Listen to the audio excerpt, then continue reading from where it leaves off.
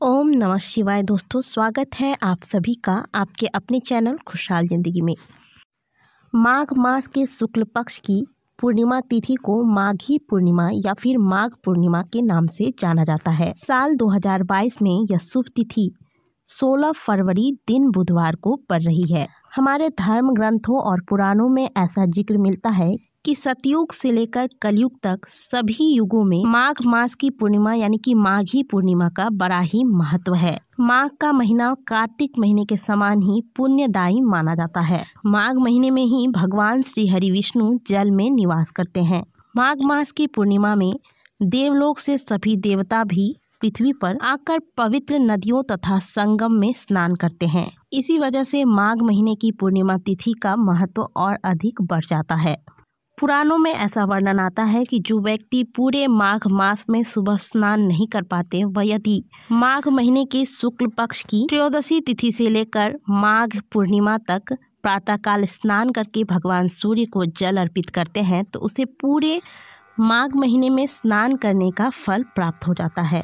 पूर्णिमा तिथि अपने आप में पूर्ण तिथि है। यह व्यक्ति को पूर्णता प्रदान करने वाली। माघ पूर्णिमा के दिन जो व्यक्ति सूर्योदय से पूर्व स्नान कर भगवान श्री हरि विष्णु की विधिवत पूजा अर्चना करता है, भगवान के आगे तिल का भोग लगाकर, तिल के तेल का दीपक लगाकर और तिल से आहुति देकर जो व्यक्ति पूजा अर्चना करता है, उस व्यक्ति के पुण्य का तो कोई वर्णन ही नहीं किया जा सकता। ऐसा व्यक्ति अपने पुण्य के प्रभाव से मोक्ष की प्राप्ति करता है। पूर्णिमा तिथि अपने आप में पूर्ण तिथि मानी जाती है। इस दिन चंद्रदेव अपनी 16 कलाओं से निपुण होते हैं। तब व्यक्ति के कुंडली के अंतर्गत या फिर व्यक्ति के जन्म पत्री के अंतर्गत जब चंद्र की स्थिति कमजोर रहती है, तब वो व्यक्ति अच्छा करते करते भी बेकार कर्म करने लगता है। यानी कि वह व्यक्ति अच्छा होकर भी लोगों के नज़र में अच्छा नहीं हो पाता।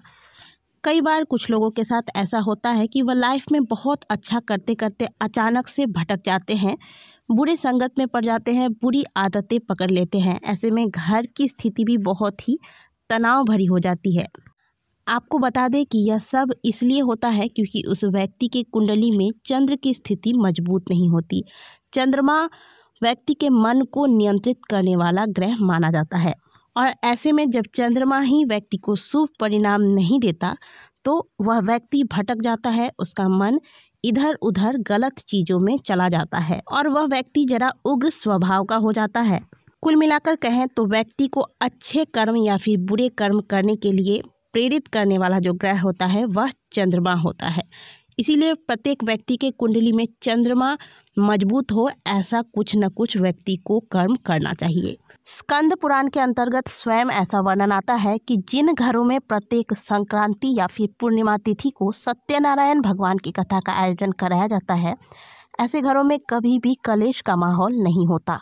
इसके अलावा शिव महापुराण की कथा कहती है कि यदि किसी घर में बहुत ज़्यादा कलेश मचा रहता है, बिना बात के घर में आए दिन कलेश होता है, लोग परेशान रहते हैं, घर में बरकत नहीं होती, तो ऐसी स्थिति में यदि आप प्रत्येक पूर्णिमा के दिन जो नियम बताए गए हैं शास्त्रों में, पूर्णिमा के उन नियमों का पालन करते हुए खीर बनाते हैं, जिन घरों में प्रत्येक पूर्णिमा को खीर बनाया जाता है या फिर दूध से बनी कोई भी मिठाई बनाकर पहले भगवान को भोग लगाकर स्वयं उसके बाद घर के सभी लोग प्रसाद स्वरूप उस खीर को या फिर मिठाई को ग्रहण करते हैं, ऐसे घरों में कभी भी कलेश का माहौल नहीं रहता। तो अब तो आप समझ ही गए होंगे कि कुल मिलाकर पूर्णिमा तिथि में आपको करना क्या है। पूर्णिमा तिथि में आपको प्रातःकाल जल्दी उठना है, स्नान करना है, स्नान के बाद सूर्य भगवान को जल देना है। आज के दिन आप कुछ ना कुछ दान अवश्य निकालें, भले आप 11 रुपये 21 रुपये ही निकालें, लेकिन कुछ ना कुछ दान अवश्य निकालें।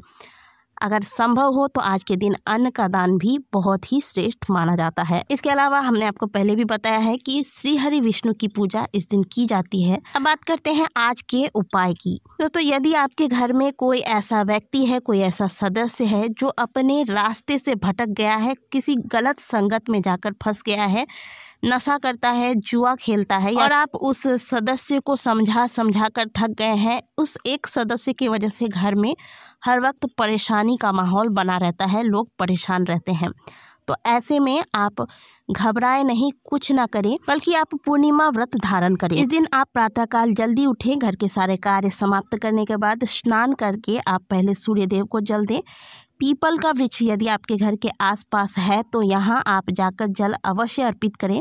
इसके अलावा आज के दिन भोलेनाथ की पूजा अर्चना करना भी बहुत ही श्रेष्ठ माना जाता है, क्योंकि पूर्णिमा का सीधा संबंध होता है चांद से, और चांद को भगवान भोलेनाथ ने अपने भाल पर धारण कर रखा है। ऐसे में यदि आप पर भोलेनाथ की कृपा हो जाती है तो चंद्रमा की भी कृपा आपको स्वतः प्राप्त हो जाती है। पूजा पाठ करने के बाद आप पूरे दिन व्रत रखेंगे। व्रत के दौरान आप किसी के साथ भी दुर्व्यवहार ना करें। दिन में आप एक बार फलाहार लें। इसके बाद शाम के वक्त आप जब चंद्रोदय हो जाता है, इसके बाद आप 1 लोटा जल में थोड़ा सा कच्चा दूध मिला लें, थोड़ी सी मिश्री मिला लें और एक सफ़ेद पुष्प डालकर इस जल से चंद्रदेव को अर्घ दें। अर्घ देते वक्त आप ओम सोम सोमाय नमः मंत्र का जाप करते रहें।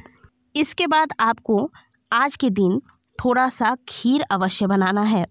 आप खीर के अलावा दूध से बनी हुई कोई भी मिठाई भी इस प्रयोग में ला सकते हैं। तो आपको आज के दिन चांद की रोशनी में कोई भी मीठी वस्तु, चाहे वह खीर हो सकता है या फिर आप कुछ और भी बनाकर रख सकते हैं, लेकिन खीर ज़्यादा अच्छा माना जाता है पूर्णिमा तिथि में। तो चावल की बनी हुई खीर को आप चांद की रोशनी में पूरी रात रख दें और अगले दिन इसी खीर को आप उस व्यक्ति को खिला दें जिनकी आदतों को आप सुधारना चाहते हैं। ऐसा आपको लगातार 31 पूर्णिमा तिथि तक करना है। आप देखेंगे कि स्वयं वह व्यक्ति जो कोई नशे में डूबा हुआ है या फिर किसी बुरी आदतों का शिकार हो गया है, वह धीरे धीरे खुद सही रास्ते पर आ जाएगा। बहुत ही सुंदर उपाय है। इसके लिए आपको बहुत ज़्यादा कुछ करने की आवश्यकता नहीं, थोड़ा सा आपको संयम रखना पड़ेगा। इस उपाय का वर्णन स्वयं हमारे शास्त्रों में किया गया है। शिव महापुराण की कथा के अंतर्गत इसका वर्णन किया गया है।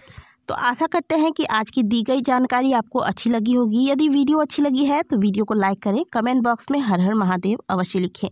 मिलते हैं आपसे अगले वीडियो में, तब तक के लिए ओम नमः शिवाय, हर हर महादेव।